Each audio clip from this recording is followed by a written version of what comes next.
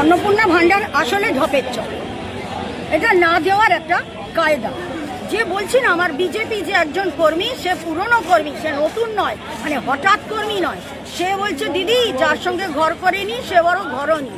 আমি বুঝতে পারিনি যে বিজেপি এই বেরোবে, এই 1 লক্ষ মহিলাও পাবে না। খোলাখুলি বলুন না, দেবো না, লজ্জা, খোলাখুলি বলুন। এই অন্নপূর্ণা ভান্ডারের নাম করে পরোক্ষে হচ্ছে এনআরসি।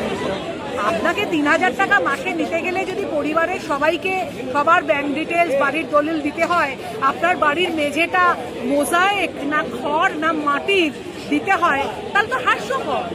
এই সরকারটা এসেছে 1 মাসও হয়নি, সবাই তো হাসাহাসি করছে এই সরকারকে নিয়ে। মুখ্যমন্ত্রী, দেশের প্রধান মুখ্যমন্ত্রী, যাকে টাকা দিতে দেখা গেছে 5 লাখ, প্রধানমন্ত্রী একটা সময় তাকে ব্যঙ্গ করছেন ঘুষ দিচ্ছে বলে, আজকে তাকেই মুখ্যমন্ত্রী করেছিল। তাহলে বিজেপি ওয়াশিং মেশিন তো আরো ফেমাস হয়ে গেল।